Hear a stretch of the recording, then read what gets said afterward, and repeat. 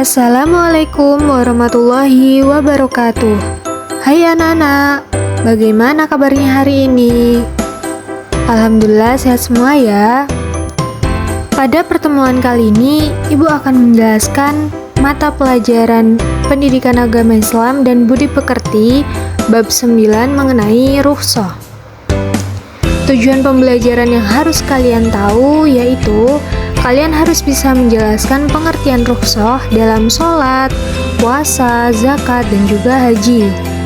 Nah, sebelum Ibu jelaskan, apakah ada yang tahu apa itu rukhsah? Gak ada yang tahu nih. Ya udah, Ibu jelaskan ya. Tolong simak video ini sampai selesai. Jadi, rukhsah secara bahasa memiliki arti keringanan atau kelonggaran. Sedangkan istilah rukhsah itu diartikan sebagai perubahan hukum dari hukum asalnya karena sebab tertentu dengan tujuan untuk memberikan kemudahan dan juga keringanan. Nah, pada dasarnya kewajiban tetap harus dilaksanakan sesuai dengan hukum asal. Akan tetapi, boleh ditinggalkan atau diganti pada bentuk lain karena sebab atau kondisi tertentu. Yang mana hukum rukhsah adalah al-ibahah, yaitu dibolehkan karena kebutuhan atau keterpaksaan. Hal ini telah dijelaskan pada Quran Surah Al-Baqarah ayat 286 yang berbunyi, A'udzu billahi minasyaitonir rajim. Bismillahirrahmanirrahim. La yukallifullahu nafsan illa wus'aha. Laha ma kasabat wa 'alaiha maktasabat. Yang memiliki arti, Allah tidak membebani seseorang melainkan sesuai dengan kesanggupannya. Dia mendapat pahala dari kebajikan yang dikerjakannya, dan dia mendapat siksa dari kejahatan yang diperbuatnya. Quran Surah Al-Baqarah ayat 286. Dari ayat tersebut bahwa Allah Subhanahu wa Ta'ala memberikan beban kepada manusia sesuai dengan kesanggupannya. Pahala akan diberikan melebihi dari apa yang diusahakan, sedangkan siksaan yang diberikan akan seimbang sesuai dengan kejahatan yang telah dilaksanakan. Nah, di sini apa saja sih yang menjadi alasan diperbolehkannya rukhsah? Yang pertama yaitu tujuan rukhsah bukan untuk berlaku zalim, dosa, atau meringan-ringankan suatu hukum yang sudah ringan. Yang kedua, orang yang sedang dalam perjalanan atau musafir diberikan keringanan sesuai dengan jarak dan juga kondisi yang ditentukan. Yang ketiga, rukhsah bagi orang jika tidak mampu menjalankannya seperti puasa di bulan Ramadan dikarenakan musafir atau sakit. Nah, yang terakhir, rukhsah bertujuan pula untuk menghilangkan kesulitan dan menghendaki keringanan sampai menemukan kelapangan sesudahnya. Di sini, rukhsah itu terbagi menjadi dua macam, yaitu yang pertama, rukhsah yang mengandung istihsan atau kebaikan.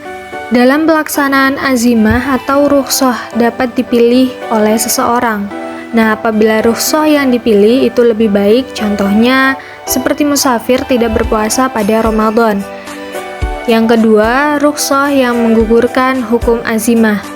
Hukum yang awalnya haram dapat menjadi halal karena rukhsah dalam keadaan tertentu, seperti contoh, meminum tua atau memakan bangkai pada saat keadaan tertentu dapat dihalalkan.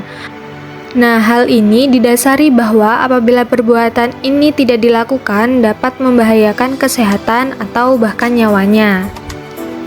Penjelasan selanjutnya, rukhsah dalam sholat. Islam memberikan kemudahan bagi umatnya terkait dengan sholat. Nah, terdapat beberapa aturan yang mempermudah pelaksanaan sholat. Seperti halnya dalam perjalanan, sholat dapat dilakukan dengan cara diringkas atau digabung pada satu waktu. Nah, kemudahan tersebut diberikan kepada orang yang melakukan perjalanan baik karya wisata, silaturahmi maupun keperluan lainnya yang dipandang baik sesuai ketentuan agama. Kemudahan tersebut salah satunya diisyaratkan dalam Quran Surah An-Nisa ayat 101 yang berbunyi, A'udzu billahi minasyaitonir rajim. Bismillahirrahmanirrahim. Wa idza darabtum fil ardi falaysa 'alaikum junahun an taqsuru minas shalah in khiftum an yaftinakumul ladzina kafaru innal kafirina kanu lakum aduwwan mubina. Yang memiliki arti, dan apabila kamu berpergian di muka bumi, maka tidaklah mengapa kamu mengkosor sembahyangmu, jika kamu takut diserang oleh orang-orang kafir. Sesungguhnya orang-orang kafir itu adalah musuh yang nyata bagimu. Quran Surah An-Nisa ayat 101. Dari penjelasan ayat tersebut, bahwa orang-orang yang sedang dalam perjalanan diperbolehkan untuk meringkas sholat. Seseorang tidak boleh meninggalkan sholat walaupun dalam keadaan sakit.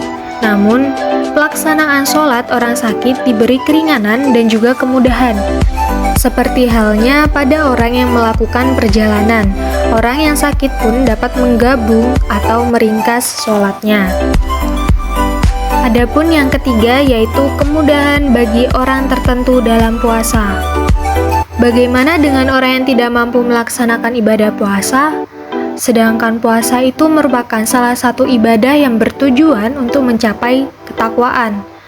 Nah, Allah Subhanahu wa Ta'ala memberikan kemudahan untuk meninggalkan puasa, terutama pada orang-orang musafir, sakit, wanita yang haid atau nifas, wanita hamil atau menyusui, dan juga orang tua yang rentan yang sudah tidak mampu lagi melaksanakan ibadah puasa.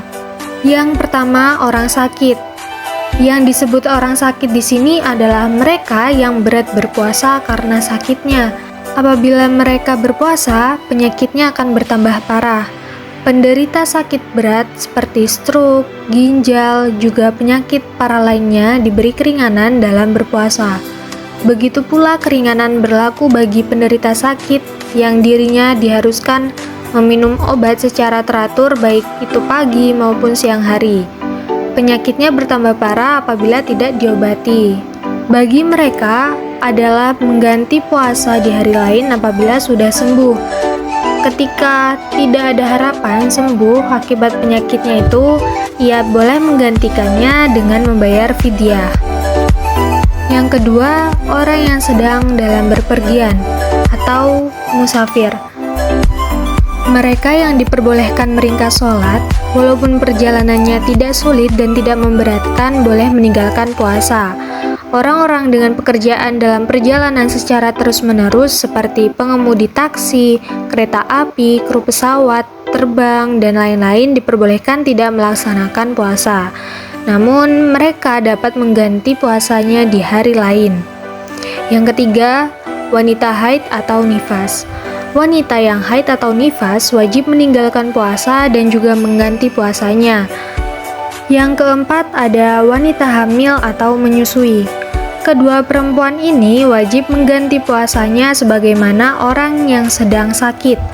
Kalau khawatir puasa akan menjadi madorot kepada dirinya sendiri atau pada anaknya, keduanya diwajibkan mengganti puasa dan membayar fidyah kepada fakir miskin apabila hanya takut akan menimbulkan madorot bagi anaknya. Dan yang terakhir, orang tua renta yang tidak mampu menjalankan ibadah puasa. Orang tua yang renta ini dan tidak mampu lagi melaksanakan puasa dibolehkan meninggalkan puasa dan juga menggantikannya dengan membayar fidyah. Fidyah yang diberikan berupa beras mentah atau sejenisnya seberat 1 mud atau 0,75 liter. Fidyah dapat diberikan pula berupa makanan jadi atau siap saji. Beberapa fakir miskin diundang sesuai jumlah hari yang ditinggalkan. Akan lebih utama bila beras tersebut ditambahkan lauk pauk. Yang keempat, ada kemudahan pembayaran zakat. Bagi setiap muslim, zakat merupakan kewajiban. Zakat juga berfungsi membersihkan diri dan hartanya. Orang yang menunaikan zakat selain melaksanakan perintah, ia pun berupaya untuk menyucikan diri dan hartanya dari kotoran dosanya. Selain itu, zakat juga mempunyai fungsi sosial, yaitu membantu masyarakat yang kurang mampu atau fakir dan miskin, juga kelompok lain sesuai dengan ketentuan syariat. Seperti halnya pada sholat dan puasa, pada zakat terdapat beberapa keringanan. Apa aja sih keringanan pada zakat? Ya, yang pertama yaitu zakat fitrah dapat dibayar dengan uang. Zakat fitrah dibayar oleh jenis makanan pokok langsung seperti beras. Untuk memperingan proses pembayaran, zakat juga dapat dibayarkan dengan uang yang seharga dengan makanan pokok tersebut. Yang kedua, pembayaran zakat dilakukan oleh pemilik zakat. Untuk kemudahan teknis pembayaran, seseorang dapat mewakilkan pembayaran zakat pada orang lain. Dan yang terakhir yaitu pembayaran zakat fitrah bertujuan untuk membahagiakan fakir miskin pada saat hari raya. Namun demikian, pembayarannya itu bisa dilakukan beberapa hari sebelum Idul Fitri. Dan yang terakhir adalah kondisi yang dimudahkan dalam haji. Ibadah haji merupakan napaktilas sejarah Nabi Ibrahim alaihissalam dan keluarganya di masa lalu. Semua ritual ibadah haji memiliki hikmah. Haji mabrur merupakan harapan semua jamaah haji. Mereka yang berupaya mengubah tingkah laku menjadi lebih baik setelah kembali ke daerah asalnya. Ibadah haji terkesan berat untuk dilaksanakan, namun pada dasarnya yang ada di dalamnya tersebut dapat ditemukan keringanan. Terdapat beberapa keringanan pada ibadah haji dan umroh. Yang pertama, ibadah haji diperuntukkan hanya bagi orang yang mampu. Ibadah haji ini merupakan rukun Islam yang pelaksanaannya tidak diwajibkan kecuali hanya kepada mereka yang mampu. Allah Subhanahu wa Ta'ala mewajibkan ibadah ini hanya kepada mereka yang mampu untuk berangkat haji. Mereka yang tidak masuk dalam kategori mampu tidak diwajibkan untuk mengerjakan ibadah haji. Mampu dalam ibadah haji berhubungan dengan biaya sendiri, keluarga yang ditinggal, dan kemampuan fisik ataupun sehat selama melaksanakan ibadah haji. Selain itu, tersedianya transportasi yang aman menuju Mekah. Yang kedua, haji dilaksanakan sekali seumur hidup. Ibadah haji ini diwajibkan hanya sekali dalam seumur hidup. Apabila akan melaksanakan ibadah haji lagi, maka hukumnya sudah tidak wajib lagi. Yang ketiga, pelaksanaan ibadah haji boleh ditunda meski sudah mampu. Seseorang sudah masuk dalam kategori mampu akan tetapi belum melaksanakan ibadah haji. Nah, hal ini diperbolehkan. Rasulullah SAW pada saat turunnya ayat tentang haji tahun ke-6 Hijriah, tapi Rasulullah SAW baru melaksanakan ibadah haji pada tahun ke-10 Hijriah. Yang keempat, cara melaksanakan ibadah haji boleh memilih tamatu, qiron, atau ifrod. Ibadah haji dipandang berat karena harus meninggalkan tanah air dalam jarak yang jauh dengan waktu yang lama. Akan tetapi, di balik itu terdapat kemudahan yang diperoleh. Tata cara dalam melaksanakan ibadah haji terdapat beberapa pilihan dan juga keringanan bagi jamaah haji. Yang pertama, ifrod, yaitu haji dikerjakan terlebih dahulu kemudian umroh. Yang kedua, tamatu, yaitu umroh dikerjakan terlebih dahulu kemudian haji. Dan yang ketiga, qiron, yaitu haji dan umroh dilaksanakan secara bersamaan. Selanjutnya nomor 5 yaitu pelaksanaan ibadah haji boleh dikerjakan orang lain. Kalian sering mendengar istilah badal haji atau al-hajj an al-ghair, yaitu orang yang melakukan ibadah haji untuk orang lain. Nah, ibadah yang bisa diwakilkan oleh orang lain ini umumnya adalah ibadah yang bersifat muamalah atau setidaknya bernuansa materi. Nah, ibadah haji ini bisa diwakilkan meski orangnya itu masih hidup, misalnya karena sudah tua atau dalam keadaan sakit. Ibadah haji itu dikerjakan oleh orang lain yang mewakilinya. Melontar jumrah itu pun bisa diwakilkan orang lain kecuali wukuf di Arafah yang memang harus dikerjakan sendiri. Yang keenam, pembayaran dam boleh digantikan dengan puasa. Pembayaran dam dalam ibadah haji dengan menyembelih kambing dapat diganti dengan puasa 3 hari di tanah suci dan 7 hari di tanah air. Orang yang melaksanakan tamatu dan kiron terkena kewajiban membayar dam.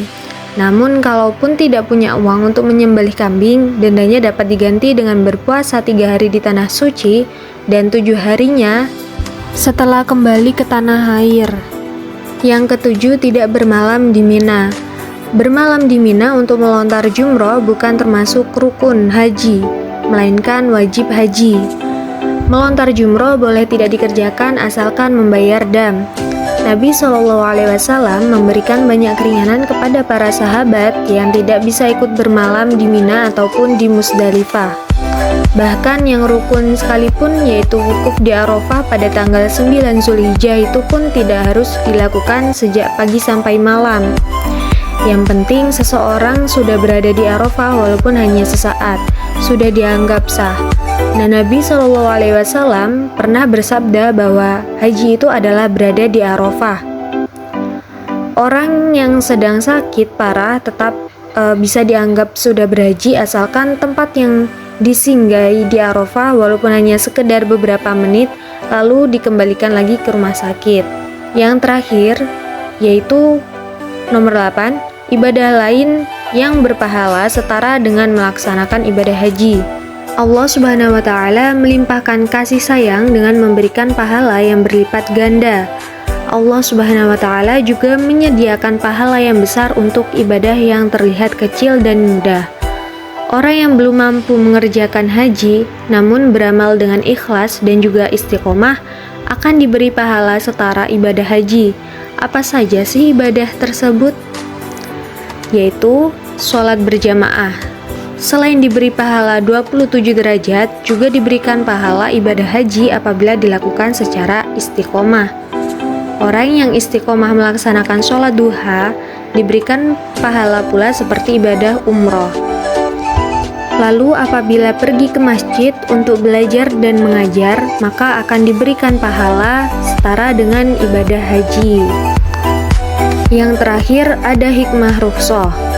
Rukhsah dalam Islam memiliki banyak hikmah. Di antaranya yang pertama, mempermudah melaksanakan syariat Islam. Agama tidak menghendaki kesukaran, agama juga memperhatikan pelaksanaan amal sesuai dengan kemampuannya. Yang kedua, pembuktian bahwa syariat Islam itu tidak kaku dan tidak pula ekstrim. Syariat Islam seringkali dipandang kaku, keras, dan juga tidak fleksibel. Biasanya anggapan ini muncul dari mereka yang tidak memahami syariat secara benar atau menyeluruh. Mereka hanya melihat satu sisi dan melupakan sisi lainnya. Yang ketiga, menguatkan istiqomah dalam ibadah dan cinta ajaran Islam. Orang yang tak mampu melakukan ibadah secara sempurna karena mendapatkan keringanan dan juga kemudahan tetap didorong untuk dapat melaksanakan ibadah sampai uzurnya hilang. Hal ini menunjukkan bahwa dirinya cinta kepada ajaran Islam dengan hati yang mantap. Allah Subhanahu wa Ta'ala juga akan mencintai hambanya yang dapat memanfaatkan rukhsah. Dan yang terakhir yaitu yang nomor 4, mendorong sikap saling disiplin dan saling menghargai. Rukhsah memberikan pelajaran kepada manusia untuk disiplin. Ibadah sholat tidak boleh ditinggalkan meskipun dalam keadaan apapun. Pelaksanaannya dapat dipermudah atau diperingan seperti jamak dan juga qashar. Apapun kondisinya, ia tetap disiplin untuk melaksanakan. Ketika kalian melihat orang yang tidak puasa karena perjalanan, tidak boleh melarang. Kita hendaknya menghargai mereka yang mengambil keringanan dari Allah Subhanahu wa Ta'ala. Terima kasih telah menyimak video ini sampai selesai. Jika ada pertanyaan, silahkan komen di kolom komentar ya. Sekian dari saya. Wassalamualaikum warahmatullahi wabarakatuh.